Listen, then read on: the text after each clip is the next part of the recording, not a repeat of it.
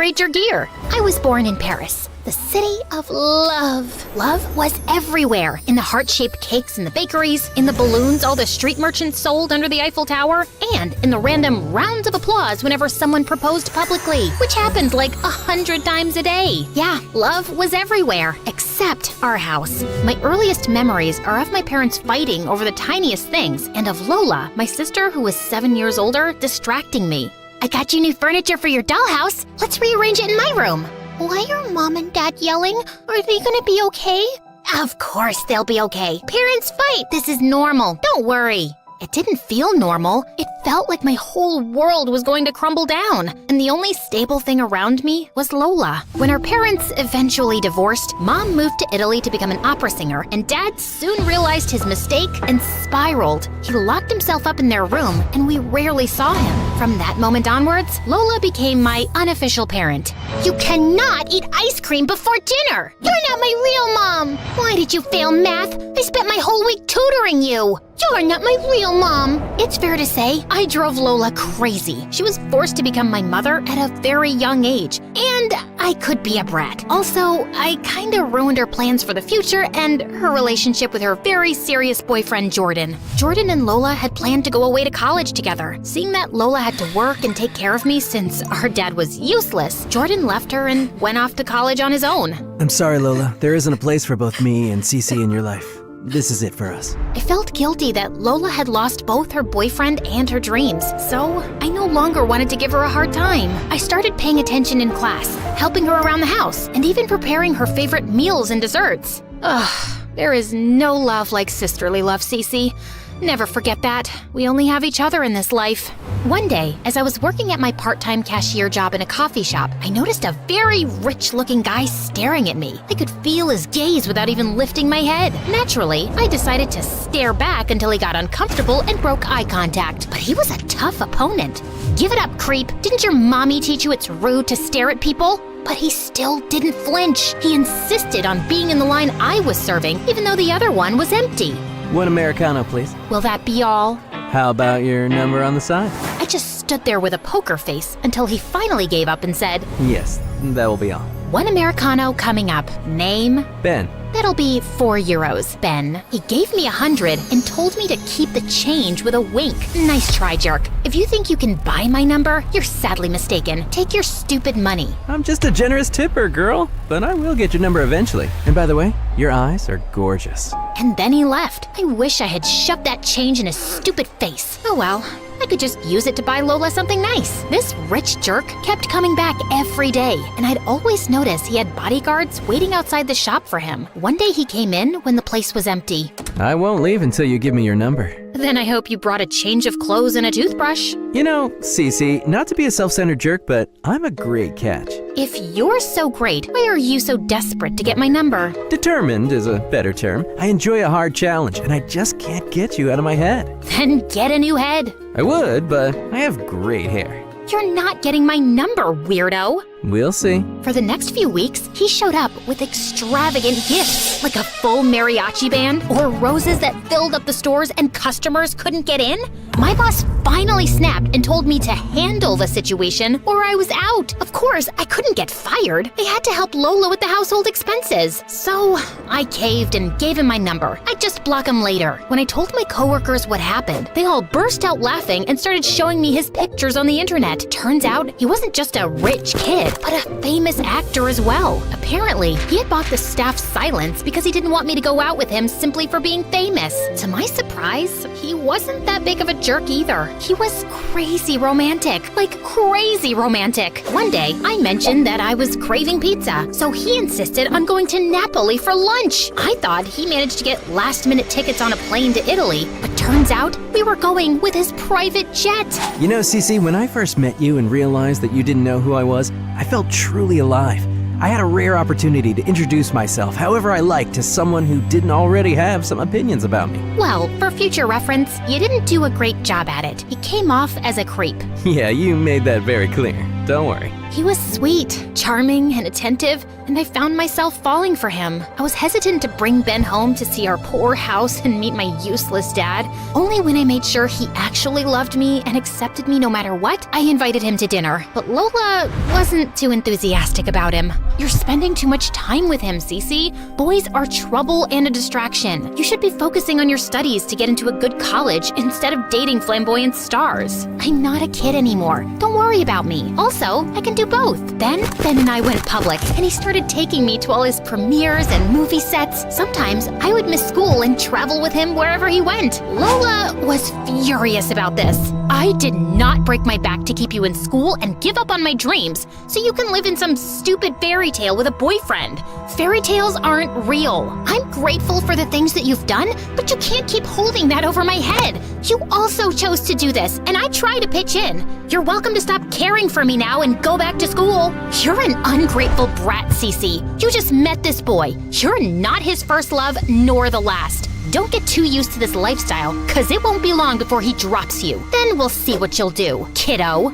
You almost sound like you resent me for getting a taste of the good life. Just let me be, Lola. But she didn't let me be. One day, I came home after a trip to Hollywood and found Lola waiting for me in the dark. Have a seat. OMG, you freak! You scared me! I think you should see this. What's this? Your Prince Charming isn't so innocent. I hired a private detective to follow him around. See for yourself. I couldn't believe Lola would go that far. Where did she even get the money to do this? In the folder she gave me, I found pictures of Ben in Saint-Tropez playing volleyball with many models and screenshots of him replying to other girls' stories on Instagram. That didn't really bother me, till I saw a photo of him having dinner with one of his exes, and they were holding hands. I felt utterly disgusted and couldn't believe Lola was right. Ben had already left on another trip for 2 weeks, so I just blocked his number and blocked him on all the socials too. And I promised Lola that I'd never speak to him again. But I did find myself missing him. So, instead of caving and unblocking him, I decided to watch one of his movies.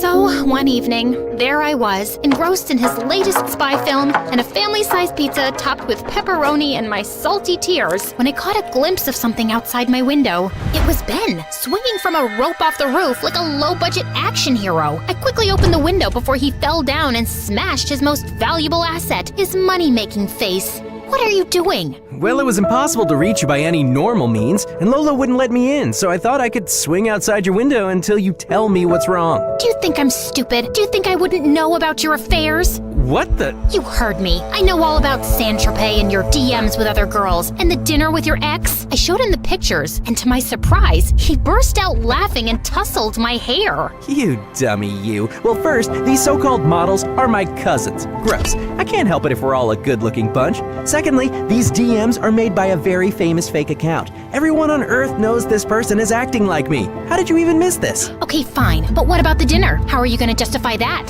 Well, now that's embarrassing. I got an anonymous call telling me that this big-time director wanted to meet me to discuss his upcoming superhero franchise, for which he wanted to cast me. I smelled something fishy because the call didn't come through my manager, but I was too afraid to miss the opportunity, so I went. There I found my ex, who had received the exact same call. It was obviously some kind of stupid setup, but there wasn't even any paparazzi around that we could see. And here I'm holding her hand because she's telling me her cat died. I didn't bring this meeting up because it wasn't anything important. Do you honestly think I believe that? Yes. Do you know why? I voice recorded all my calls and meetings, so here you go. Oh man, he humbled me quickly and left me speechless. I hated being proved wrong. But where did you get these pictures? Did you hire someone to stalk me? Don't flatter yourself. They were thrown my way. Don't think for a minute that I'm obsessed with you. Cece, baby, it's too late. I've seen you eat that pizza with snot and tears crying over me. I hit him with the cushion as he laughed, then he hugged me. The next morning, I told Lola everything, but she wasn't relieved or happy.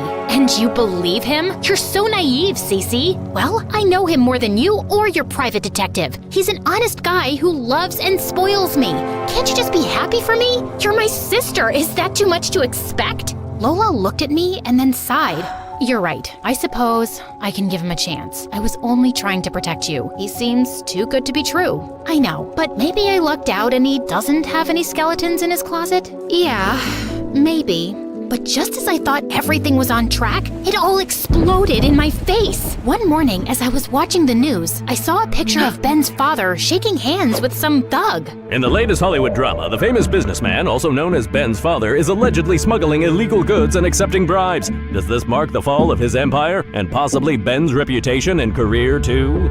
As I watched in horror, I suddenly noticed Lola standing behind the couch, a huge, evil smirk on her face, and the realization washed over me. Lola was somehow behind this. Lola! My scream shook the house, and I turned around to pounce on her. Even Dad, who hadn't come out of his room in ages, came out running as we rolled around on the floor. How dare you humiliate Ben and his family like that? What did you do? Just used some AI-generated images. Ow! Calm down, will you? I'm doing what's best for you. This is what's best for me? Ruining my relationship and someone's life? How could you do that? Ben was nothing but nice to you. I've been nothing but nice to you. What is your problem? And then Lola's face twisted with rage. My problem is you thinking you deserve to go off and live your fairy tale life with your stupid, perfect boyfriend when I gave up everything for you. So what? I should just live here and take care of our useless dad after giving up on my boyfriend and my dreams? And it was all for you. Finally, the truth comes out. You jealous, horrible dinosaur. I slapped her hard. You selfish, ungrateful pig. Our epic slap showdown kept going until our palms were sore and Dad finally intervened. I stormed off and shut myself up in my room. How could I tell Ben my sister ruined his family's reputation? I tried calling him to see how he was taking it, but I couldn't reach him or anyone from his family or managers. He just disappeared from the face of the earth. I joined my dad in despair and didn't leave my room when Lola was in the house.